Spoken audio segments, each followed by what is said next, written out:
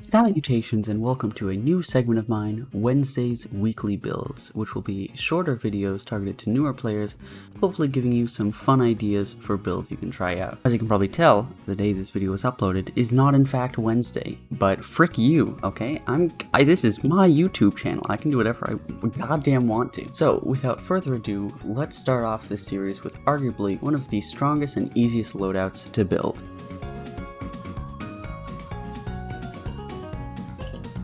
Now I like to call this loadout the super chungy, mungy, fungy health build. That's a scientific name. This build is 3 Protector, 1 Vanguard. It's using the Borson, Belt of Phasing, Hailstorm, and Catalytic Heal. The reason I chose this build to start off my series is because it's very strong, a lot of meta items in it, and it's very easy for early game players to acquire, because a lot of these items you start out with, and the Borson you get from the Ascension track. Apart from that, let's just jump into how to use it. So the pros with this build, it is the highest health build until like a protector item comes out. It has great sustain. I would highly recommend getting the Borson's Infusion, because the Borson's Infusion, as you just saw, when I run out of ammo, I heal for a certain amount, and I have my Infusion perk at level 2.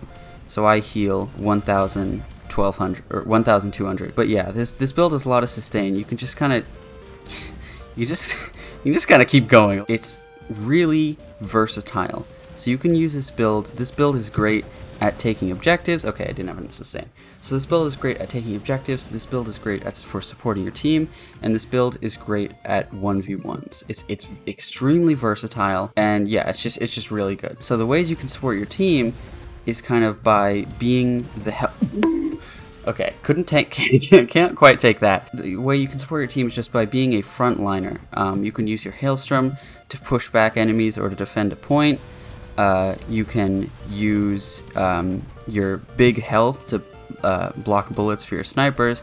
You can just be a frontliner for your team, and that's a very valuable role. Hold on, I need to style on these boys. Womp, womp. I missed! Oh, I missed! And again, it's really great at taking objectives. Okay, pretend this Wild Slinger was an objective. This objective has now been taken. I have taken the objective. It's gone. Hailstorm's Infusion perk is really great as well. The only real cons is its short range, obviously, because of the shotgun, and you don't have a gap closing ability, which you normally would in a build like this. But your large health, like you saw, I was still getting kills even though I didn't have a gap closing ability. You have to use your Hailstorm to kite them towards you. You have to position well so they don't see you coming. And you kind of have to roll at them. And that brings us to one of the tips I have is don't forget to use Belt of Phasing. So what Belt of Phasing does is when you roll, it gives you a small barrier, and that doesn't seem very good at first. But overall, it's... Hold on, I'm gaming. I'm done gaming. Perfect example of what not to do. So after you run out of bullets, just roll, because then you'll get the Belt of Phasing thing. And it'll block like a couple bullets, and like over time, Belt of Phasing really like I want to see statistically like how much damage it blocks on average, because like overall it's gotta like block a good bit of health, because if I roll at him, look, it tanked off. I survived. Anyway, overall, it's got to take a good bit of health, so don't forget to utilize Belt of Phasing. Make sure you keep an eye on your health, because even though you do have quite a lot of health, you're not invincible. Positioning is very important, obviously, because you don't have a movement ability. And I'm going this way. Goodbye. I would recommend wait for Catalytic Heal to come back up off cooldown before you go in, so you can kind of use it for sustain purposes. Make sure you utilize the Borson's Infusion perk, because it's very strong. Just keep shooting even if there's no one to hit, because you'll just be healing. And this is just a tip for shotgunning in general. There's a time and place to auto aim, and there's a time and place to manually aim. So like when I'm shooting at that guy, I probably want to manually aim. And if you don't know, manually aiming will basically increase your effective range.